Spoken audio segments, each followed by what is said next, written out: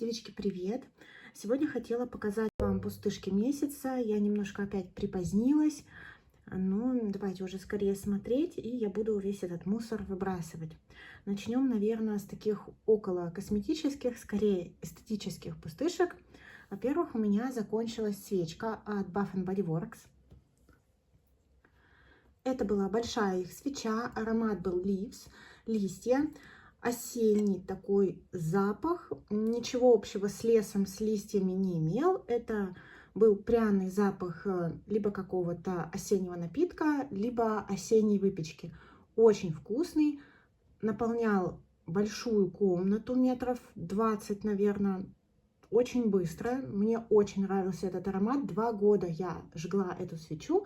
Все, она закончилась. Гореть тут больше нечему. Я очень люблю свечи Bath Body Works. Мне очень нравится их качество. И, девчонки, кто смотрит меня из Европы, хотела к вам обратиться.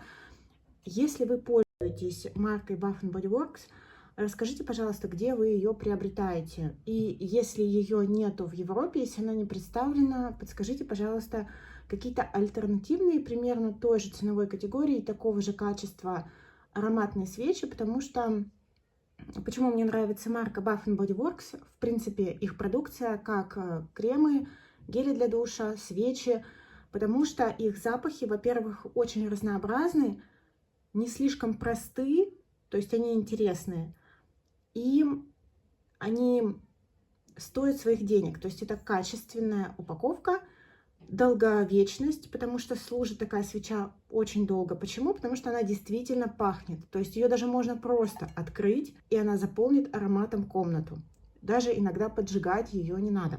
Вот, поэтому, если есть какие-то альтернативы, или, может быть, повторюсь, вы знаете, где взять, где приобрести в Европе Bath Body Works, пожалуйста, напишите мне в комментариях. Я с сожалением прощаюсь с этой свечкой. Наверное, больше пока я здесь брать ничего не буду в Турции от Bath Body Works, потому что все это очень объемное и тяжелое, а в следующем году мне, скорее всего, предстоит переезд. Так, аромат. Пробничек показывала его La Vie est Belle от Lancôme. Закончился примерно за неделю. В принципе, неплохой аромат. Он меня не отталкивал, но и не зацепил, скажем так, закончился. Пробнички я не держу, вывожу сразу. Вы их тут увидите несколько, просто потому что, когда они мне достаются в заказах, я их не складирую там на черный день, типа я куда-то поеду. Я сразу это все заканчиваю, потому что на какие-то такие случаи я всегда беру проверенные продукты, их переливаю в маленькие баночки. Также в этом месяце у меня закончилось много средств для волос.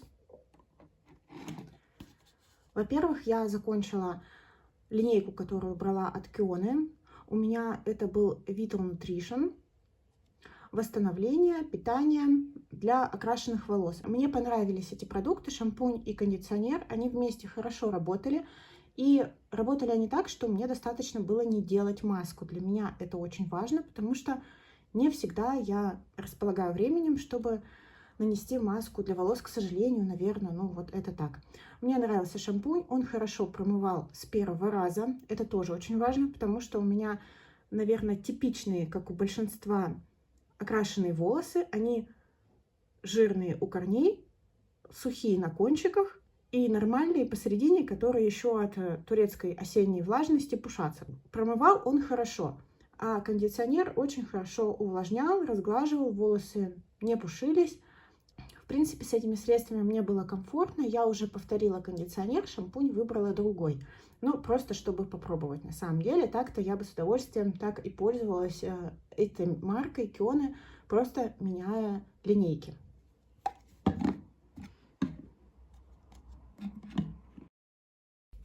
Также у меня закончилась брызгалка увлажняющая. Тут, правда, написано, что это супер восстановление.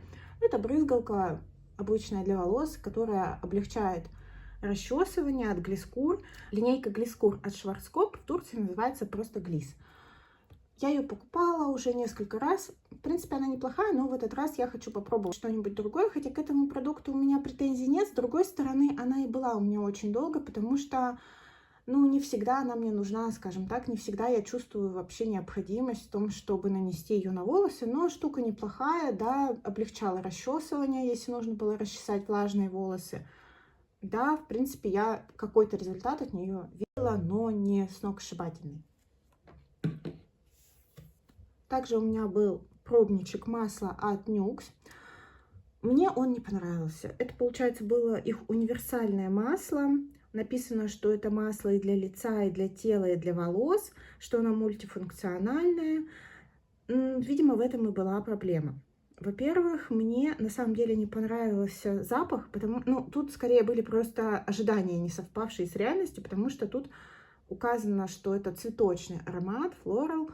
На самом деле это, может быть, был и цветочный аромат, но скорее каких-то полевых цветочков с ноткой травянистости какой-то. Мне вот это не очень зашло наносить на волосы. Не знаю, мне не понравилось это, во-первых. Я наносила его на локти, колени и на волосы. И вот локти, колени, все замечательно. Это очень такое жидкое масло, которое тонко ложится, которое не оставляет пленки, но на волосах оно у меня не сработало. У меня сейчас есть масло от Alpha Parf для волос, и оно меня устраивает абсолютно. Вот это же масло, во-первых, я не сразу поняла, что что-то не так с волосами. Я наношу масло для волос примерно на 1/3 снизу. Ну, то есть не только на сами кончики, а в принципе на весь участок наиболее сухих концов. И, во-первых, это масло сделало мои волосы грязными. То есть было ощущение, что они грязные. Точнее, не ощущение, что они грязные, а вот следующий день, весь день было ощущение, как будто волосы не досохли. Это ненормально. Плюс они не блестели. То есть если Альфа-Парф масло и сыворотка у них есть масляная от Альфа-Парф, они делают волосы блестящими, то вот это масло, оно как бы наоборот их заматировало. То есть просто было ощущение, что у меня не досохшие волосы, даже после фена. Это было очень странно, неприятно. Хотелось скорее снова помыть голову. Я бы не стала покупать такое масло. Теперь я знаю, что на это масло очень много отзывов хороших, но мне не понравилось. Возможно, я нанесла его много, но тем не менее я нанесла его ровно столько, сколько я наношу своего другого средства. Поэтому я не впечатлена, покупать не буду. Переходим к средствам ухода за лицом. В этом месяце у меня наконец-то закончились пилинг-диски от Fruity. Это были пилинг-диски, якобы очищающие поры с зеленым виноградом. Все, они закончились. Здесь было 60 дисков, это достаточно много. В принципе, мне не зашел формат продукта. То есть я, к сожалению, израсходовав полную банку, не могу сказать, понравились ли они мне или нет, работали они на мне в итоге или нет. Потому что эффект виден был не сразу. То есть вот эти все пилинг-тоники, пилинг-пады, я просто поняла, что это не мой продукт, потому что мне нравится воспользоваться пилингом с каткой, предположим, да, как вот есть у Wishful, как есть у корейских производителей, и увидеть результат сразу посвежевшее лицо, сразу гладкую кожу. Вот с этими падами не так. Ты просто протираешь лицо, как с тоником, даже если ты делаешь массаж подольше, да, все равно нету ощущения, что вот ты сделал классный пилинг. Поэтому я повторять точно эту штуку не буду. Я считаю, что она может быть как дополнение к пилинг-средствам, которые вы обычно используете, и может быть применима просто как интересный формат. Но вот именно для постоянного использования, то есть я не люблю так, чтобы у меня было открыто, например, несколько пилинг-средств. Я вообще в уходе очень минималистична. Поэтому мне было не очень комфортно. Я скорее израсходовала эту штуковину и, ну, естественно, больше повторять не буду. Просто не мой формат. Возможно, на ком-то она и работает. Израсходовала одну маску от Apio, это концерн Миша. Мне она понравилась. Классная маска. Значит, у меня это был вариант с кофе. Здесь был такой ненавязчивый аромат, который не сильно ощущался от лица. Здесь было приличное лекало. Естественно, я его все равно надрезала в области носа, потому что, ну, не на европейский нос это лекало все-таки было. Вот, мне маска понравилась. Здесь было молочко. Само наполнение маски, вот само активное вещество, оно было в формате эмульсии. То есть это было что-то похожее на очень жидкий крем. В принципе, неплохо. И, в принципе, мне понравилось. Оно так и называется, кофе Milk. И вот это наполнение было немножко как ну, крем, в общем. В принципе, неплохо. Достаточно было этого средства, активно действующего вещества в самой маске. Мне понравилось. Я, наверное, буду повторять, если будут хорошие цены на этого производителя. Закончилось масло для снятия макияжа от Uriage. Мне понравилось в итоге не очень. То есть мне показалось, что это масло недостаточно мне очищает Т-зону. У меня никогда не было проблем в Т-зоне с воспалениями. Там есть черные точки, поры, но никогда нету воспалительных процессов, каких-то покраснений. Вот я пользовалась этим маслом примерно месяц, может даже больше, и я заметила какие-то проблемы. То есть оно недостаточно очищало, и оно достаточно плотное. То есть масла жидкие, как водичка, а есть масла тягучие, как мед. Вот это вот скорее в сторону более тягучих и плотных средств. Мне не очень нравилось им пользоваться. Сейчас масло, которое у меня для демакияжа, оно мне нравится намного больше. У меня сейчас масло от Миши. Я приложу картинку. Вот оно жидкое и очень хорошо очищает Т-зону. Вот эта штука мне не очень понравилась. Макияж с глаз я ей не пробовала удалять, потому что мне маслами некомфортно. Я удаляю специальным средством макияж с глаз. Но вот эта вот штука, нет, тоже повторять не буду. Закончился пробник от Cream Co. Почему его вообще показываю? Потому что заметила эти средства на Озоне и Wildberries. Это турецкий производитель уходовой косметики. У меня это был пробник крема с 5 видами гиалуроновой кислоты. То есть он должен был супер-мега увлажняющим. Мне хватило всего на 2 раза, поэтому судить я могу только о его свойствах. Это очень легкий крем без запаха, который подходит на дневное увлажнение для комбинированной кожи. Вот это оно. Большего я от него не увидела, не ощутила какой-то приятной напитанности, как бывает от некоторых кремов. Возможно, мне просто не хватило объема, но я просто глянула, сколько эти средства стоят в России. Девчонки, вообще, мне кажется, это того не стоит, как мне показалось, но во всяком случае, мое впечатление после пробника таковы. Также у меня закончился пробничек от Origins. Это был ультраувлажняющий крем с женьшенем. Скорее, это был такой крем-гель. Здесь был очень хороший пробник, 15 мл. Мне хватило этого средства на 2 месяца. Но я его использовала по утрам. Очень легкий, приятный крем с приятным цитрусовым ароматом, который освежает и дает нужное увлажнение, конечно, только вот для нормальной комбинированной кожи, да, то есть для сухой кожи он не даст достаточного увлажнения, это очевидно. Мне нравится продукция Origins, я уже об этом говорила, она хорошо в себе сочетает цену и качество. Я бы с удовольствием повторила этот крем, если будут, опять же, какие-то акции, я обязательно приобрету его. Мне вообще, в принципе, пока от Origins нравится все. Теперь хочу перейти к декоративке, и тут вы почти все видели в Project Pan.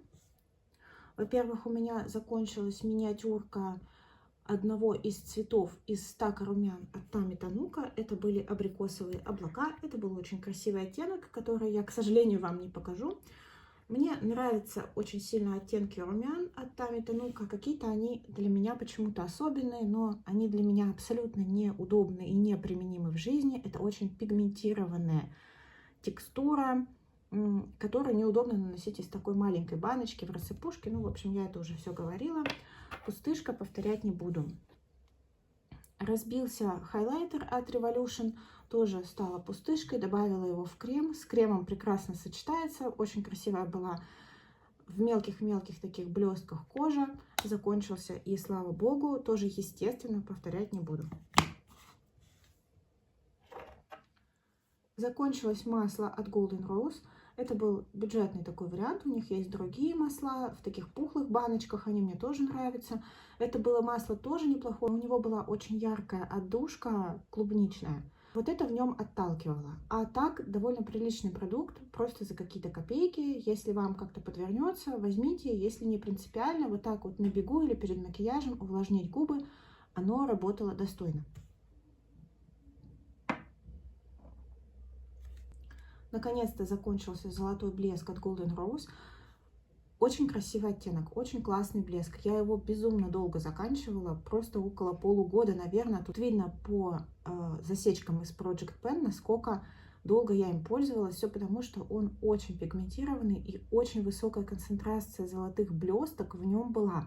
На самом деле это большая редкость. Обычно в блесках достаточно мало таких золотых частичек, а вот этот блеск, он был по-своему очень красив, просто я уже подустала от оттенка. Возможно, попозже я повторю от другого бренда подобное что-то. В принципе, на губах с коричневым карандашом смотрелось великолепно, но в любом случае я рада пустышке, особенно декоративке. И то, что вы в Project Pen не видели, и это такие расходники. Во-первых, это очередной пробник BB-крема от Herborian. И не зря он такой популярный среди блогеров, на всяких порталах с отзывами, потому что это очень хорошее средство. Оно мне понравилось, я бы с удовольствием его взяла. Единственное, что для комбинированной жирной кожи он, конечно, не стойкий. Он немножко подплывает с лица. Enough так не подплывает. Этот может сходить, но сходит красиво. И красиво, главное, лежит на лице. В принципе, мне понравилось, он меня устроил, мне подошел оттенок Nude. Если я как-нибудь вспомню, я его повторю, а то я вам уже в отзывах говорила, что я его себе куплю, а в итоге вообще забыла, потому что тональными я особо не интересуюсь, но вот это средство, повторюсь, оно мне нравится, мне пробника хватает на неделю. Мне кажется, это очень много. Он классный, пигментированный, тоненько ложится, не подчеркивает поры, хорошо сидит, кожа с ним отдохнувшая. Ну вот только говорю, если кожа склонная к жирности, он подплывает. То есть он весь день, он идеально не просидит, к сожалению, но это и естественно, да, для жирнокожиков. И закончилась у меня очередная вот такая тушь от Golden Rose. Это такая с розовеньким узором Volume маскара. Я оставлю, кстати, ссылки на все закончившиеся продукты в описании видео. В принципе, мне вот эта тушь очень понравилась. Я уже пользуюсь ее второй такой сестричкой и еще одну купила в запас. Вот такая здесь щеточка. Это не водостойкая тушь. Очень хорошее средство. В Турции туши Golden Rose очень-очень бюджетные, и они своих денег поэтому стоят. Единственный их недостаток, они достаточно быстро подсыхают. У меня, в принципе, туши уходят достаточно быстро. Я их никогда не реанимирую, но вот максимум 2 месяца. Вот, поэтому у меня в пустышках в конце года будет куча этих тушей от Golden Rose. И вот, собственно, это все пустышки за ноябрь месяц. Я уже коплю пакет за декабрь. Ну, а вам всем спасибо большое за просмотр. Всем прекрасного дня, отличного настроения. Всем пока-пока!